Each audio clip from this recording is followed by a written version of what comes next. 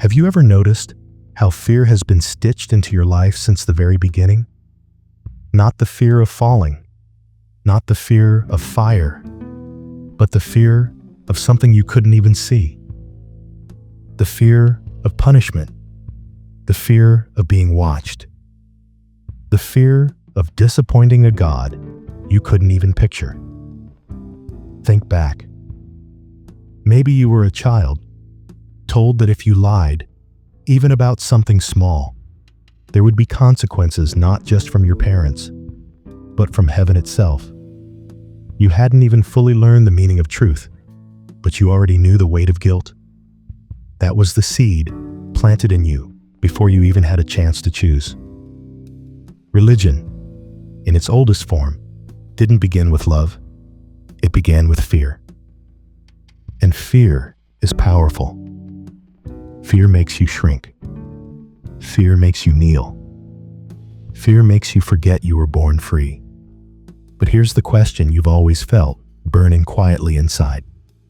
If religion was meant to save you, why does it feel like you're always being judged, always being watched, always being kept small?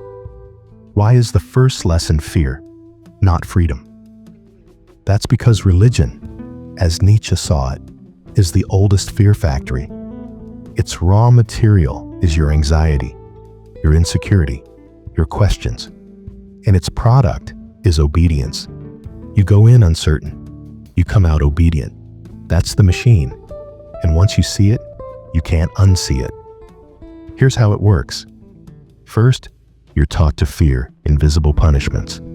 Step out of line, and you imagine eternal flames. That fear breeds guilt, and guilt becomes a leash, tugging you back every time you think of wandering too far. And guilt doesn't just sit quietly in your mind. It bleeds into your relationships, your choices, even your dreams. You obey, not because you believe, but because you're afraid not to. But maybe you've wondered, if religion is only about fear, why do millions still embrace it? Why does it survive even now, in an age where science explains so much? Could it really be nothing more than control? Or is there a darker root hidden beneath the surface? That tension between comfort and control, between belief and fear, is exactly where Nietzsche points his finger. And what he uncovers is not comforting. It's unsettling, because it forces you to turn the spotlight inward.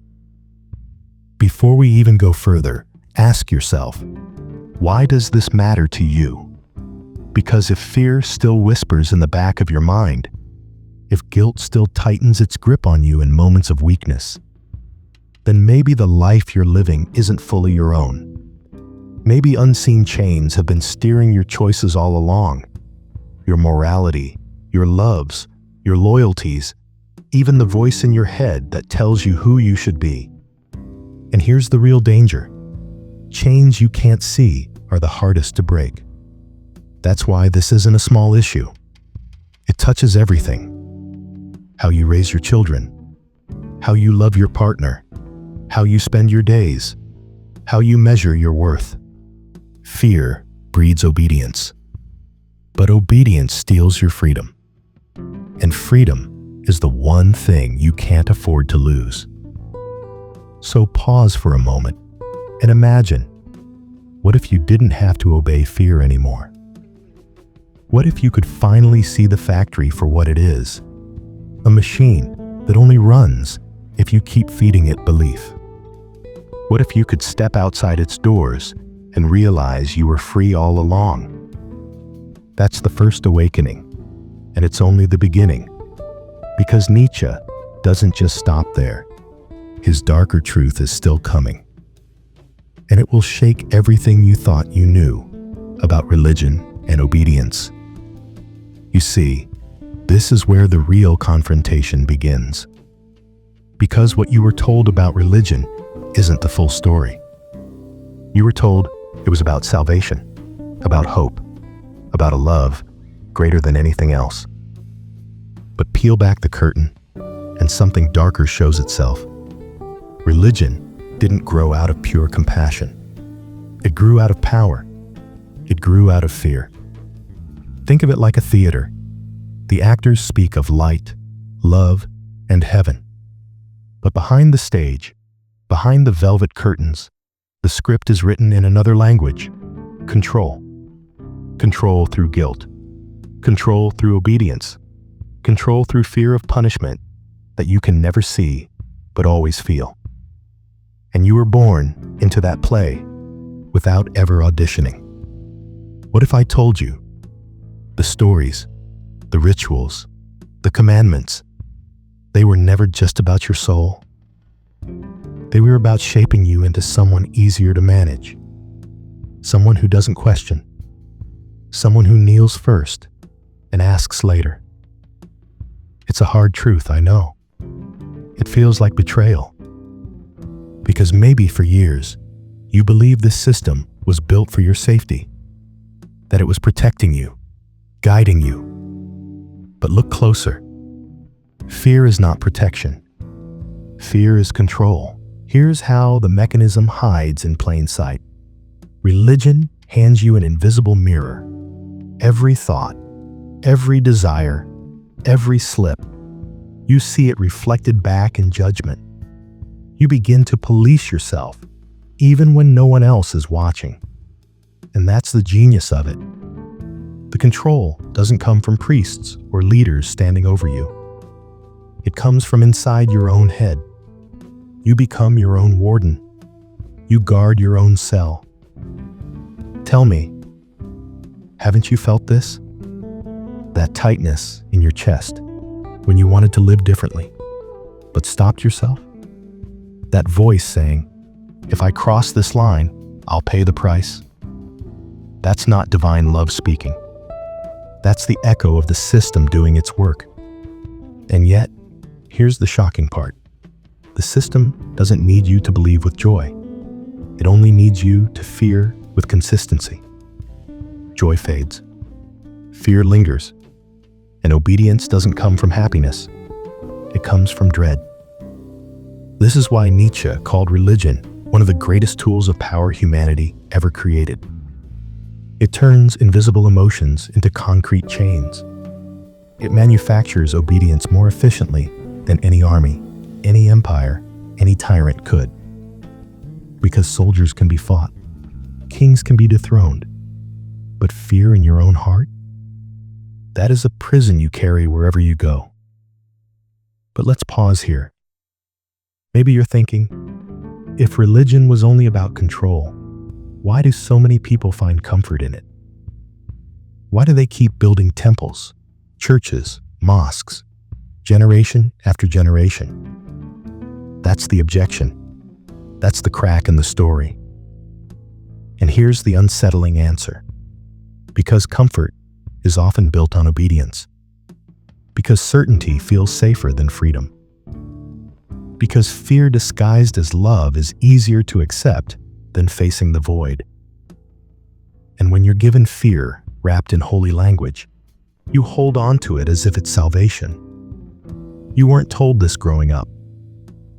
You weren't told that the system survives not because it frees you, but because it tames you. And every time you kneel in fear, every time you silence your questions, the system grows stronger. Think of it as a machine that runs on your silence. The less you question, the smoother it hums. The more you obey, the more fuel it has. And yet, the moment you see the machine for what it is, you weaken it. Because the factory only runs if you keep feeding it. This is the hidden truth. What you thought was faith was often fear. What you thought was salvation was often submission. What you thought was love was often a leash. And once you see that, everything shifts. You stop asking, how can I obey better? And you start asking, why should I obey at all? That's the turn Nietzsche offers. Not easy answers, not soft comfort, but a challenge. To see clearly, to see past the curtain, to recognize that much of what you've been told wasn't meant to set you free, but to keep you afraid. And if that realization shakes you, good. It's supposed to. Because only by facing the truth can you begin to live outside of it. And this is where you need a guide, because facing these truths alone can feel overwhelming.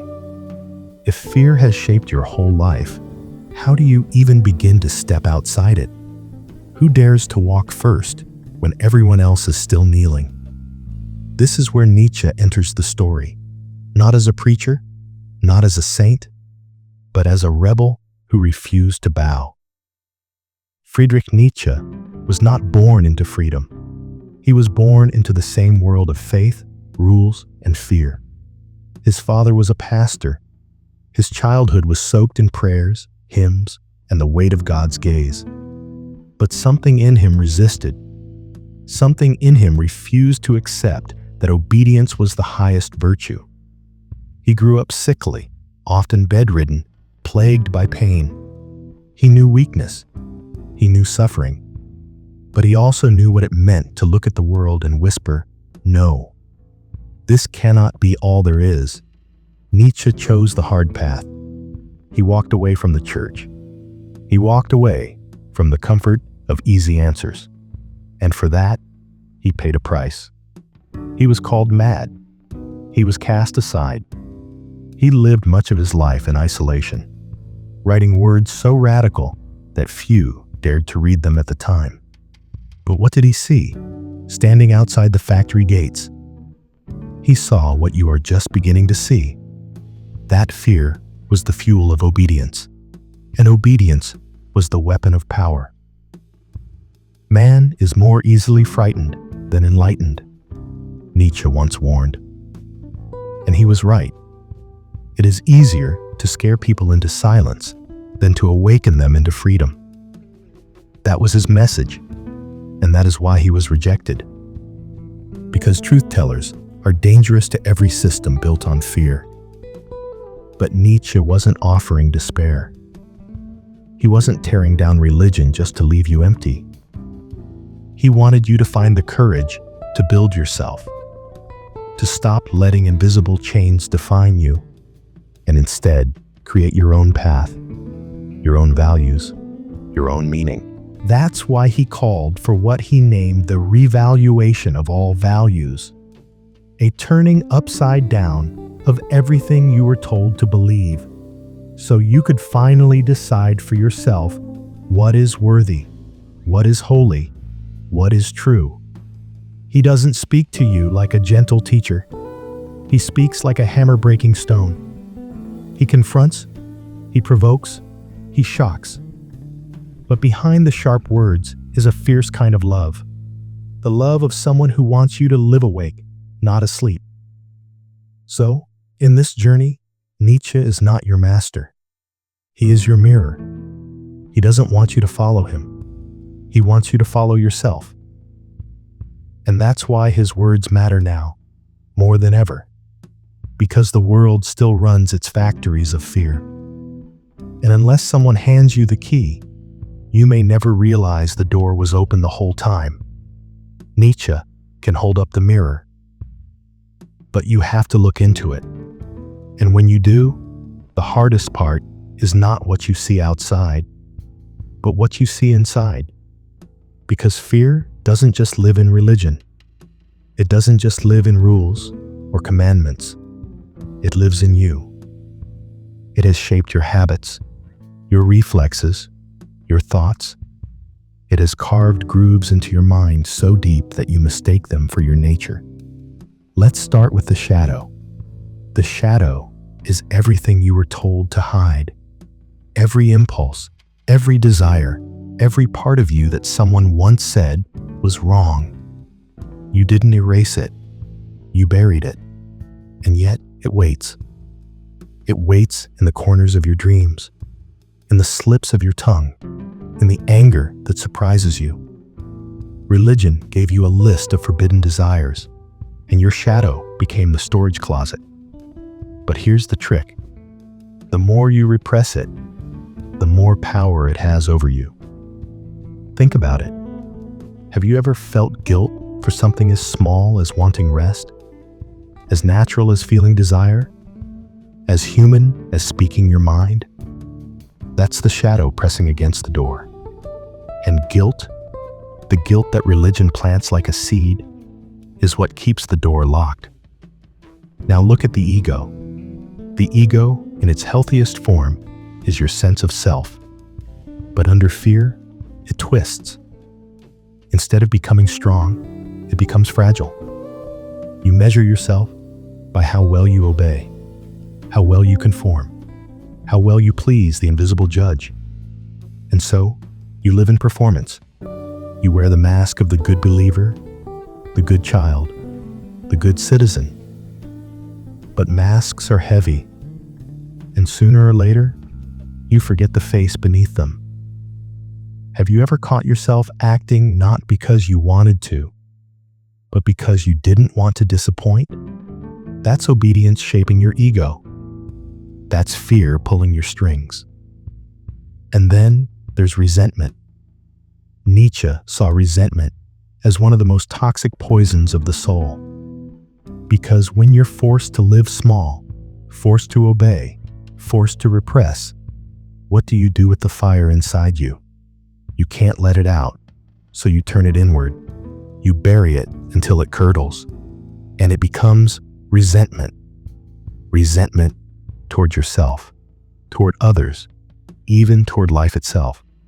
You felt it, that quiet bitterness, that voice that says, why do they get to be free while I must behave?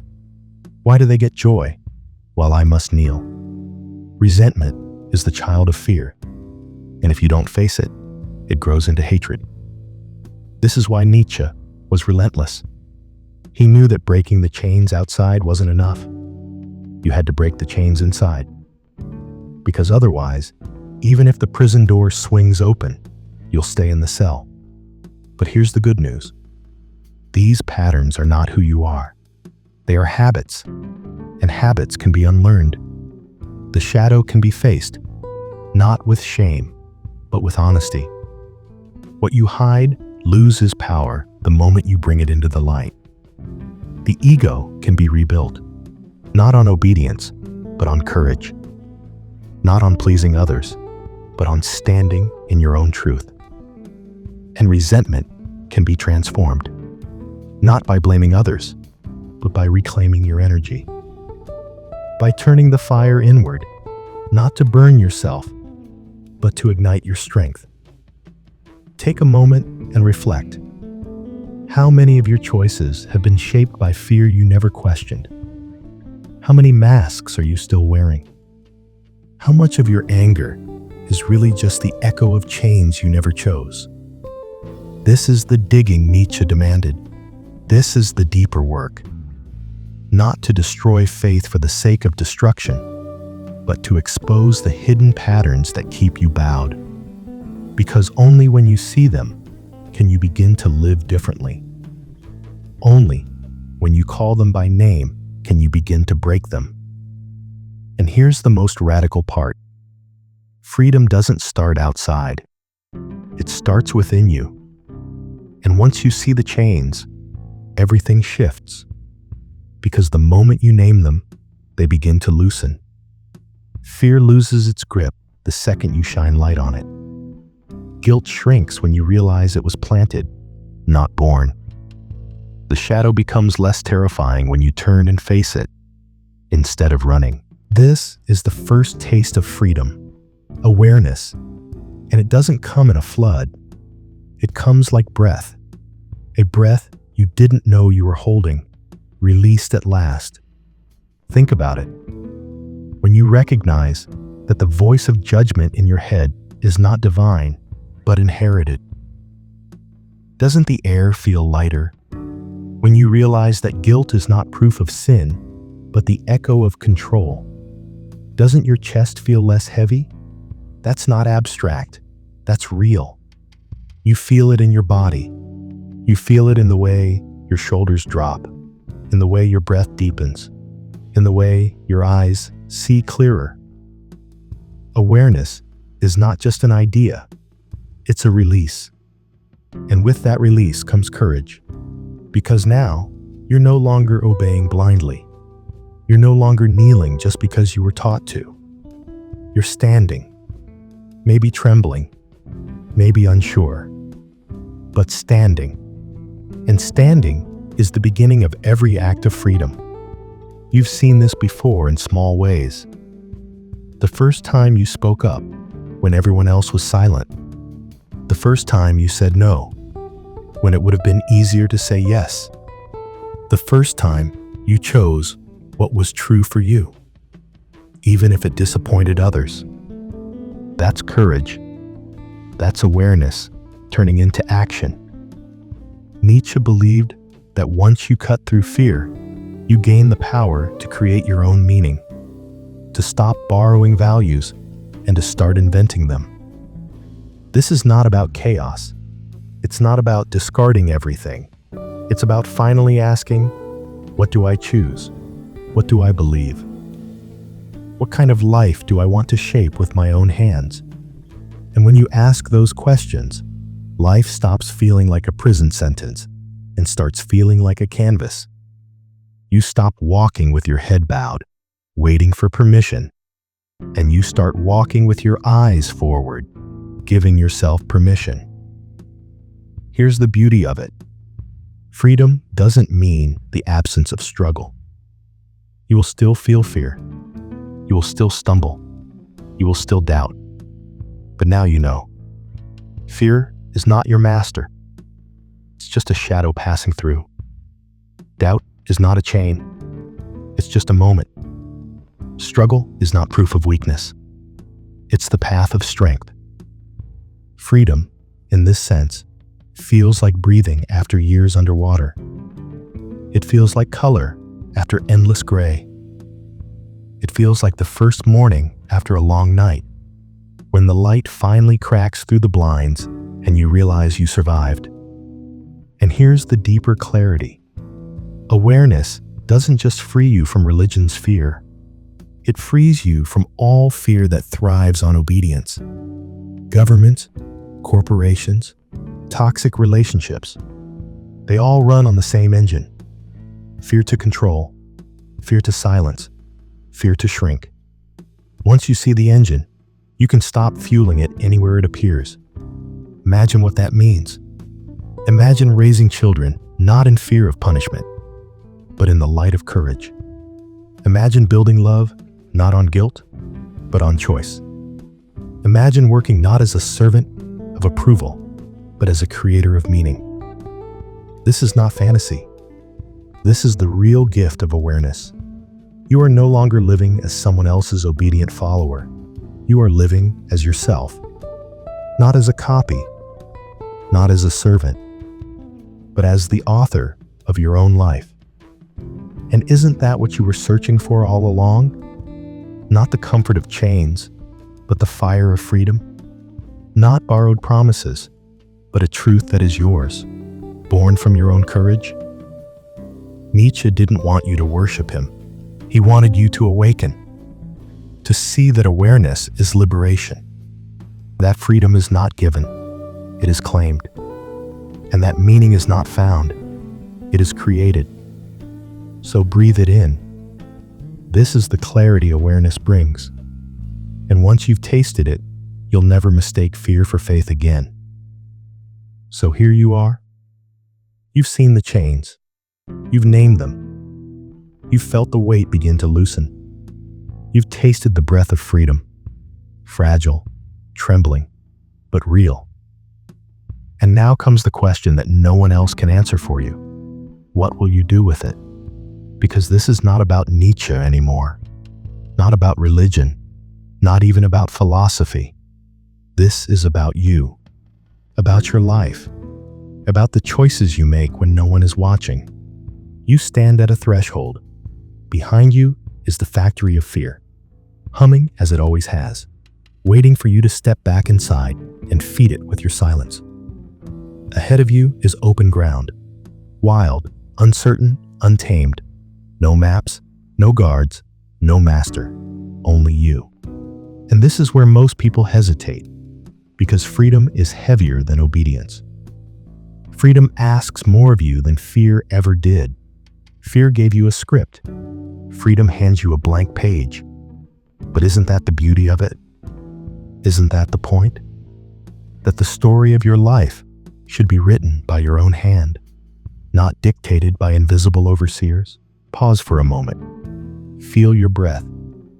That breath belongs to you. Your heartbeat, steady in your chest. It belongs to you. The thoughts moving through your mind, the desires that stir in your soul, the choices still waiting to be made, all of it belongs to you. And no one, no priest, no book, no system can take that from you unless you give it away. So what will you do with it? Will you keep obeying the voices that want you small, guilty, afraid? Or will you step into the light of your own courage and claim the life that was always yours? Nietzsche once wrote, "The individual has always had to struggle to keep from being overwhelmed by the tribe." If you try it, you will be lonely often and sometimes frightened. But no price is too high to pay for the privilege of owning yourself. Owning yourself. That's the heart of it. That's the fire hidden beneath all his words. And that fire, it's already in you. You don't need permission to stand tall. You don't need forgiveness for being free. You don't need anyone to hand you meaning. It is already yours to create. Maybe this terrifies you. Good. It should. Because fear, when faced directly, turns into power. Fear, when claimed, becomes energy. Fear, when owned, no longer controls you. It fuels you. So take it. Take the fear. Take the guilt. Take the shadow. And burn it into courage, into clarity, into life on your own terms. And when the old voices return, because they will return, whispering shame, demanding obedience, trying to drag you back into the machine, you will remember. You will remember that you have seen the gears, you have seen the chains, and you know now, they only work if you believe in them. This is your choice, your power, your life. So walk forward, step into the open ground, write your own page, shape your own truth, live awake, not asleep. And maybe, when fear knocks again, you will smile. Because you'll know, fear no longer owns you. You own yourself.